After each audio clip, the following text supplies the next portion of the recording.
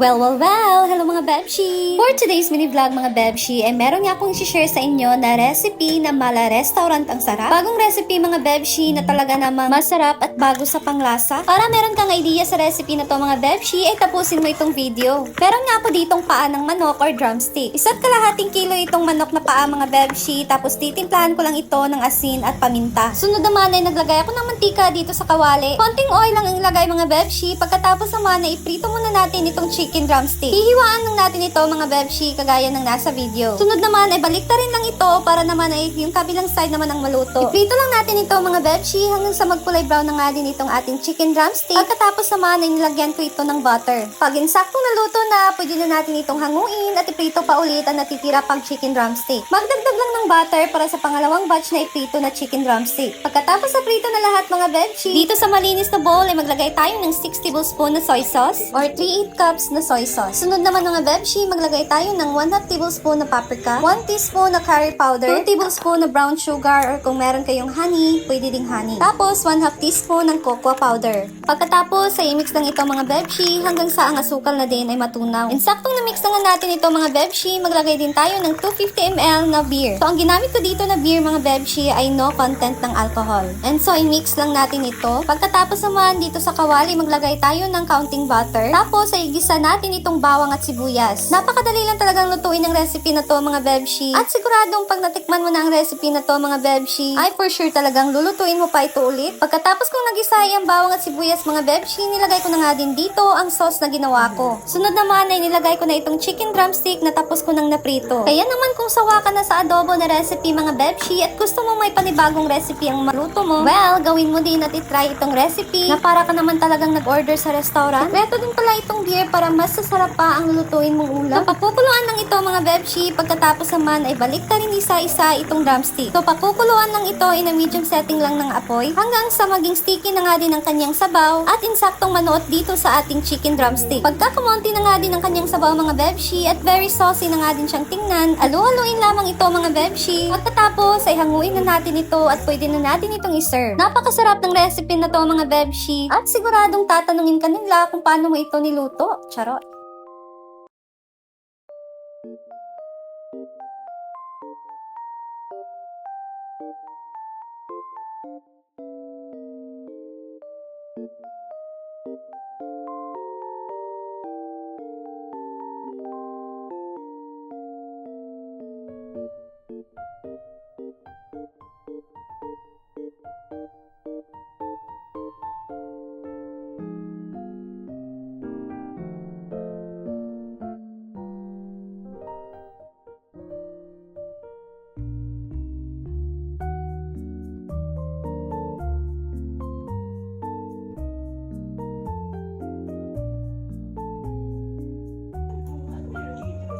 Kain. Tikman natin.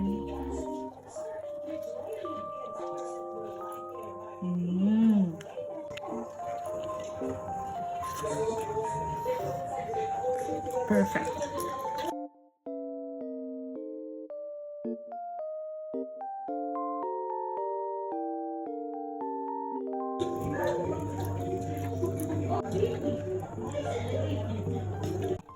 Sarap.